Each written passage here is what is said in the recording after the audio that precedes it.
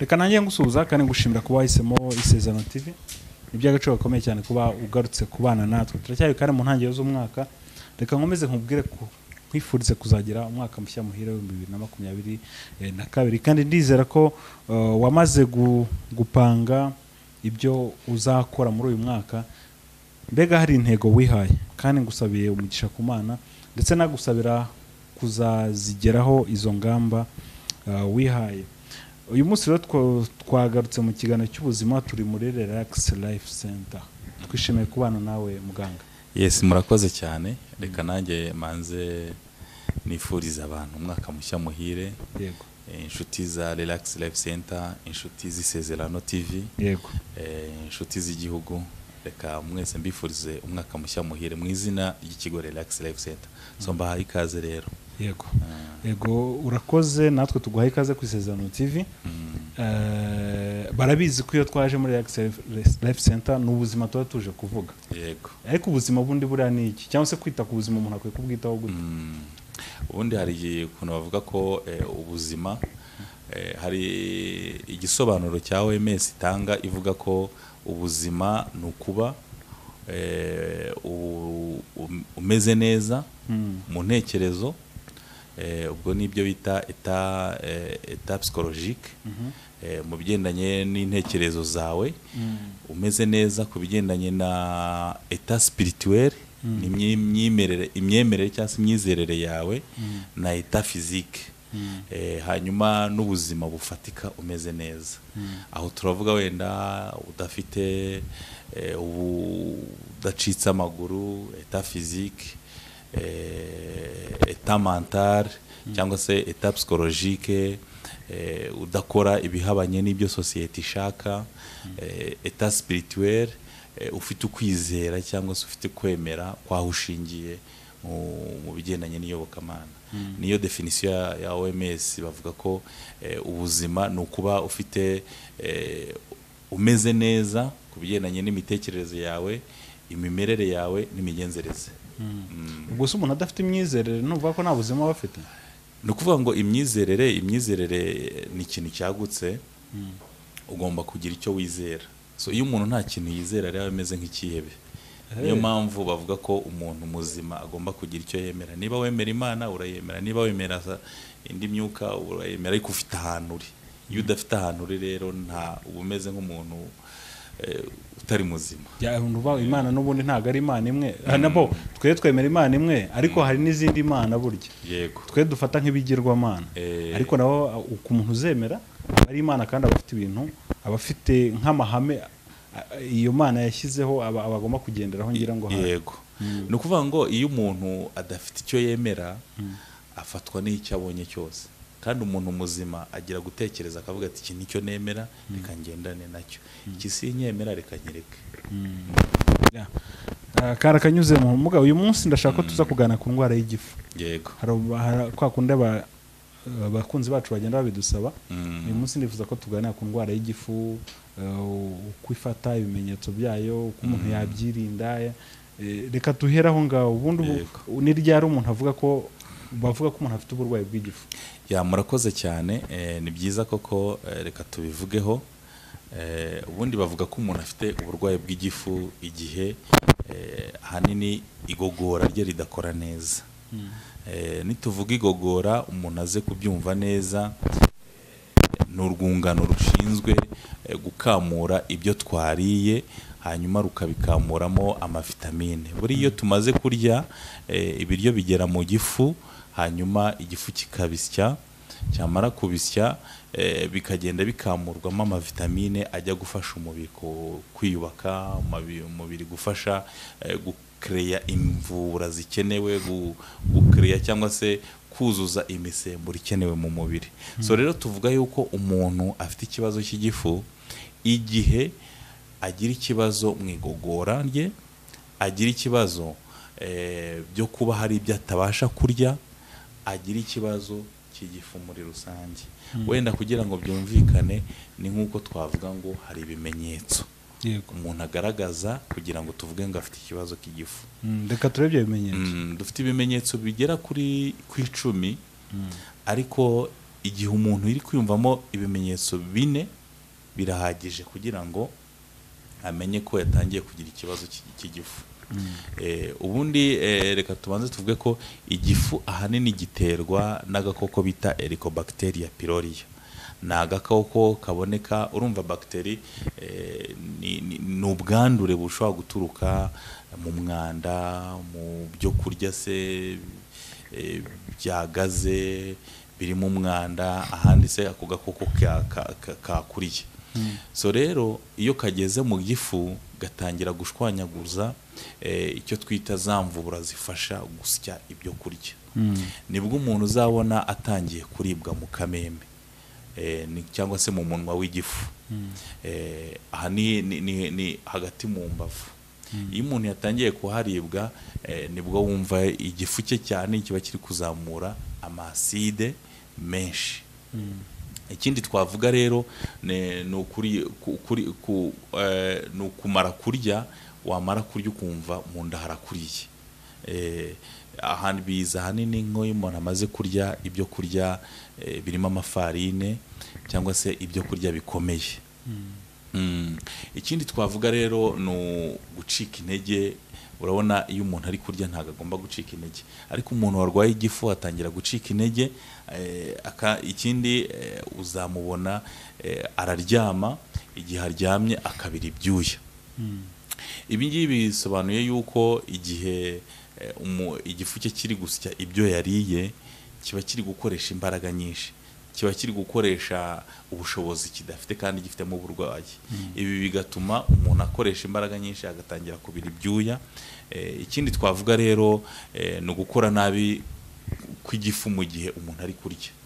Uzamwumva umuntu ufite ikibazo cy'igifu ari kurya ariko akumva hari ibyo kurya igifu cye kiri kwakira nabi. Aha twavuga ko umuntu utangiye kugira ibyo bibazo byo kuribwa mu kameme afite igifu muri rusange. Ibintu by'ibinyampeke burya ahanini bimumerera nabi. Usanga ari mu gihe cyo kurya ibinyampeke igifu cye kiri kwiyongera cyangwa se akumva afite umuriro mwinshi mu gifu, mu nda. Ikindi ni uko iyo igifu kimeze nabi, icyo twita irisasi cyangwa se cyaratangiye gupfukaho utwoya, hari n'ubwo atangira kugaragaza kuruka amaraso. Ibi byose turi kuvuga ni ibimenyetso, cyangwa se akagira diyare, cyangwa se akagaragaza kugira inyota cyane ku buryo budasanzwe. Ikindi ni uguhorana isepfu. Guhorana isepfu nabyo ni ikimenyetso. Ikindi ni iyo igifu kimaze kugera ku rwego ruri hejuru, usanga agira ibibazo byo kokerwa mu bitugu. Mu bitugu ugasanga umuntu arokerwa, arahora aribwa mu bitugu.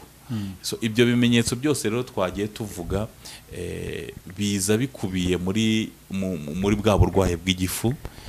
Hanyuma rero n'umuntu yajya kuryama ugasanga kubura ibitotsi ni ikintu ahorana, kubera yuko ibyo kurya nanone igifu kiba kigomba kugira umwanya kibisya, yajya kuruhuka ubwonko bugakora neza, kubera yuko buriya igifu gikorana bya hafi n'ubwonko.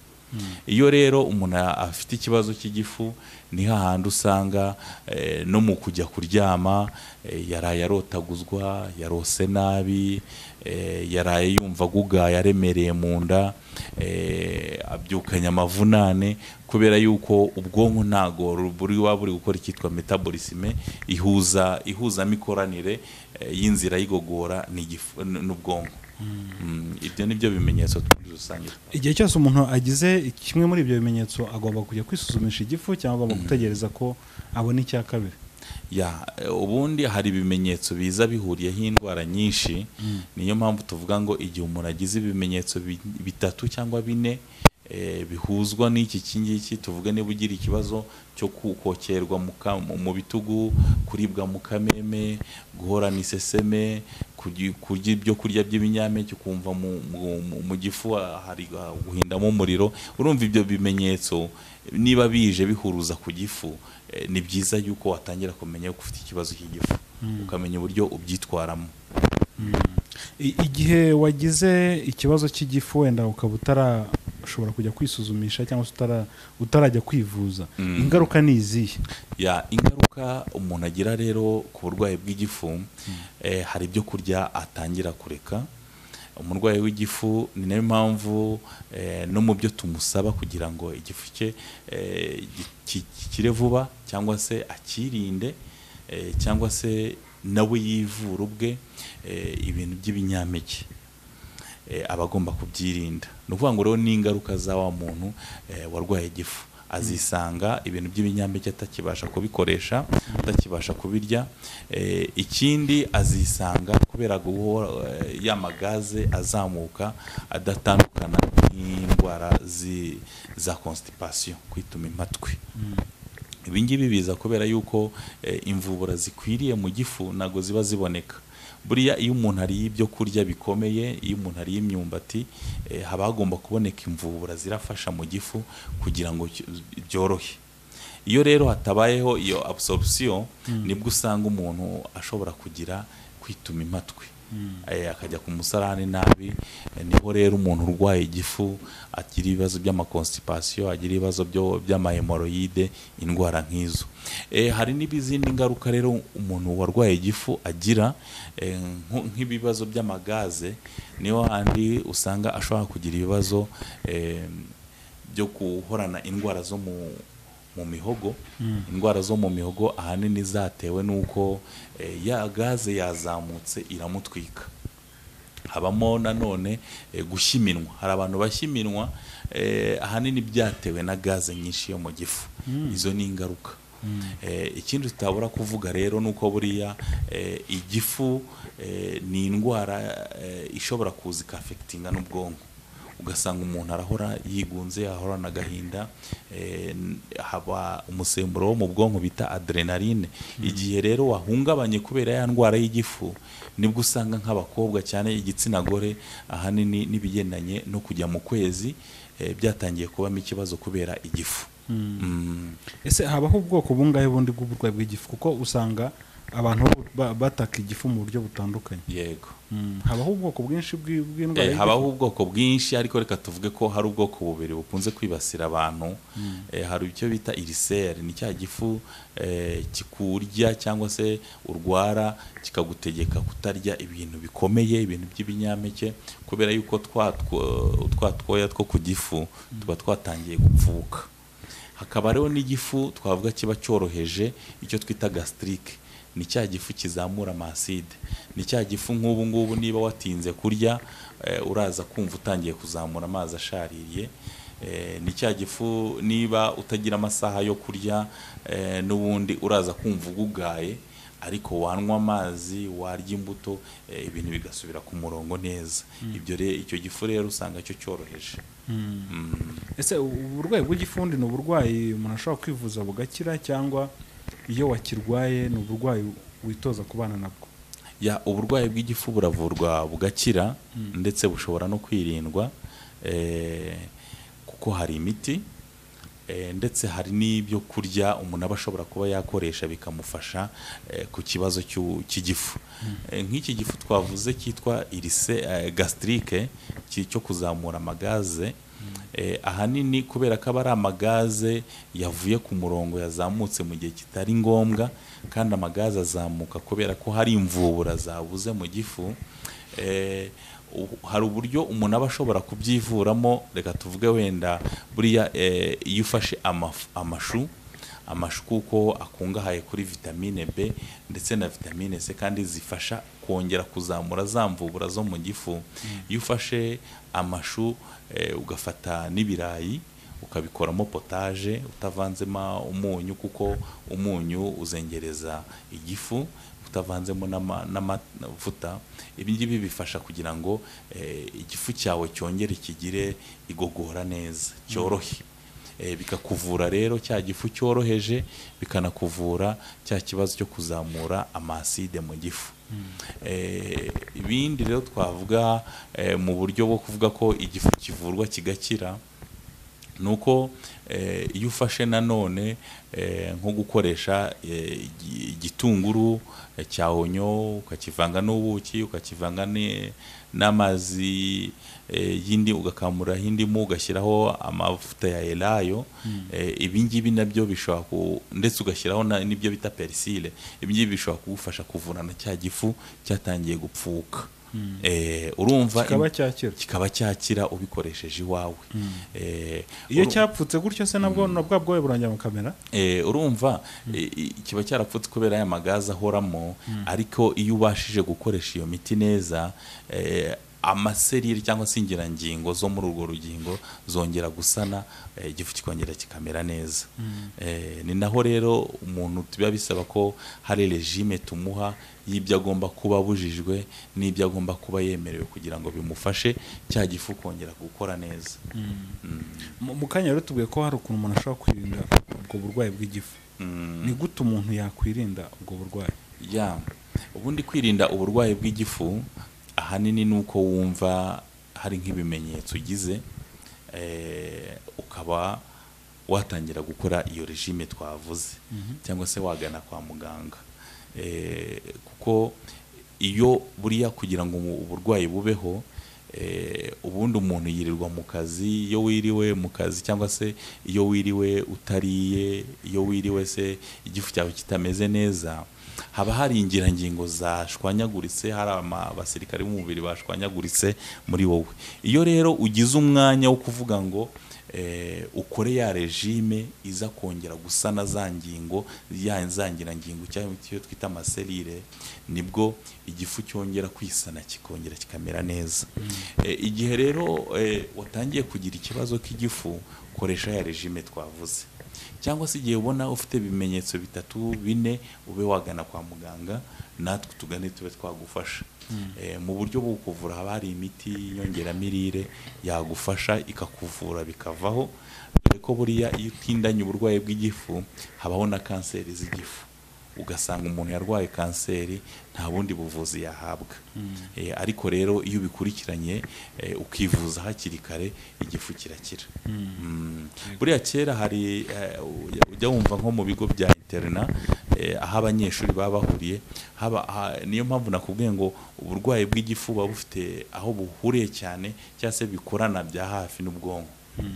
Njyaga wumva nk'abana akarwara ibyo bitaga indege akakubwira ngo igifu kiri kumurya. Bikorana bya hafi n'igifu kuko ahanini mvubura igifu zikenera zikreba cyangwa se zicurwa zivuburwa n'ibyo bita adrenaline n'umusemburo uturuka mu bwonko. Niyo hahandi rero umuntu agira igifu bakakubwira ngo niba utuje umeze neza ufite amahoro y'umutima utuje mu mutwe wawe igifu kizakira. Ubwo nayingeze kwibaza se mwebwe mufite ubushobozi bwo kumenya ngo uyu muntu arwaye igifu afite ubwoko n'ubu isi yo niyo mufite ubwo bushobozi mugasanga umuntu arwaye mwe mumufasha iki? Muri Relax Life Center rero dufite ubushobozi bwo kumenya ko umuntu afite ikibazo cy'igifu cyangwa se atagifite cyane cyane ko mu byo dukora harimo n'isuzuma rusange aho tugendera ku bintu byinshi cyangwa se tugakoresha amamashini dusuzumisha tukamenya ngo igifu cyawe gitangiye kugira amaside cyangwa se cyamaze kurwara. Hanyuma rero iyo dusanze umuntu afite ikibazo cy'igifu yaramaze kurwara tugiriya ibyo bita food supplement ni imiti bishobora kumuvura. Ni imiti ishobora kumuvura kugira ngo akire bwa burwayi bw'igifu yari afite ndetse bukureho n'izindi ngaruka byakabaye kuba bimutera. Nuvuga ngo iyo miti mumuha izo food supplement zishobora gutuma akira burundu? Yego harakira burundu. Hari nubwo usanga buriya nagiye mbihuza cyane ko hari igifu hari igihe umuntu agira ikibazo cy'igifu ariko biturutse ku mitekerereze itameze neza. Kwa kundi umuntu agira ikibazo ugasanga gazi hisi izamuka igifu gihise kimurya yagize nk'agahinda. So rero hari nubwo usanga umuntu mu byo akeneye harimo ubujyanama harimo na regime yakoresha, tukamukorera imbonera hamwe y'ibyo agomba kuba yibandaho mu mirire n'ibyo agomba kuba bujijwe, hanyuma igifu cye kigakira. No kuvuga ngo hari imyitwarire umuntu ashaka kugira ishaka gutuma igifu gikora nabi cyangwa yego cyane. Naguhaye urugero, bijya bibaho mu mashuri, ugasanga umwana w'umukobwa yarwaye ibyo bita indege, igifu kiramurya, ariko burya hanini ni ibibazo aba yananiwe kwakira mu mutwe. Mu busanzwe nta burwayi se bw'igifu aba afite? Uburwayi bw'igifu ashobora kubugira, ariko bwaturutse ku bwonko butari gukora neza, butakiriye ibyamubayeho, hanyuma bigakora cyangwa se bikafectinga wa musemburo wa adrenaline wari guhuzwa n'imikorere y'igifu, hanyuma igifu kikabura imvubura kigomba kwakira, umuntu akaba yagira ikibazo cyo kugira amaside menshi mu gifu, cyangwa se yo gutangira kurwara iriseri mu gifu. Byaturutse mu mitekerereze ye. Mugamire rero ariko dusoza, sinzi niba hari ubundi butumwa wagenera abari badukurikiye ku birebana n'indwara. Murakoze cyane. Ubutumwa nagenera abantu wenda by'umwihariko ku buzima, nuko abantu bashishikarizwa cyangwa se bamenya kwisuzumisha hakiri kare. Uburwayi bw'igifu ni uburwayi butangira umuntu atangira yumva ibirungurira, yumva amasida azamuka, ariko bukaba bwakura umuntu akazagira icyo bita iriseri, agapfuka utwoya two ku gifu. Ndetse ubu burwayi bw'igifu bushobora kugera ku rwego rwo kuvamo kanseri. Ariko iyo umuntu yisuzumishije hakiri kare, abasha kugenda yamenya cya kibazo akabyivuza hakiri kare. Hari abantu rero nanone usanga mu mirire, mu mibereho yabo bashobora gukoresha ibibateza uburwayi bw'igifu. Hari abantu bakoresha regime bitewe n'ikibazo afite, bikaba byamuviramo uburwayi bw'igifu. Reka rero nkubwire ngo ni byiza yuko wafata regime mbere yuko ubonana na muganga, agasuzuma n'icyo ubuze kandi cyari gikenewe, niba icyo ufite byinshi kandi bitari bikenewe, ese inzungano z'umubiri wawe zirakora neza, hanyuma akagukorera regime, atari regime izangiriza umubiri wawe. Abantu benshi arwara igifu kubera ko igifu kiba gikeneye kuvura no gusya ibyo kurya, akarya urusenda, kandi urusenda rumumerera neza arwaye na cya gifu. Ariko reka nkubwire ngo niko hari kwangirika byinshi, cyane cyane twoya two ku gifu. Ni byiza yuko rero wajya gufata regime twamaze kugusuzuma, tukareba uko ugomba kubyitwaramo. Ikindi, niba watangiye kwiyumvamo ikimenyetso muri bya bindi twagiye tuvuga, ni byiza yuko watugeraho tukaba twagufasha hakiri kare. Muganda gushimiye ku kiganiro duhaye, ariko reka nk'amahirwe ku muntu wadukurikiye akaba afite kimwe muri ibimenyetso wifuza ko mwamusuzuma kugira ngo amenye, arebe ko hari icyo mwamufasha, mumuhe contact. Murakoze cyane. Nimero yacu watubona, wabona no kuri WhatsApp, tukaba twagufasha ku nyunganizi n'ikindi cyose wakwifuza kigendanye na domaine turimo. Ni 07 88 30 23 68. 07 88 30 23 68. Ushobora no kuba watugana aho dukorera, tukaba twagufasha mu zindi serivisi zose tugira.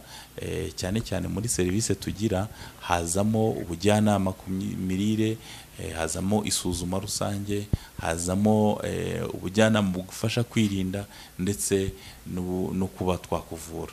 Dukorera Kimironko, twegeranye n'urusengero rwitwa Foursquare Gospel Church. Yego, murakoze cyane. Yego, turagushimiye natwe, kandi reka dushimire n'abadukurikiye, dukomeze kubifuriza kugira ibihe byiza. Shalom shalom.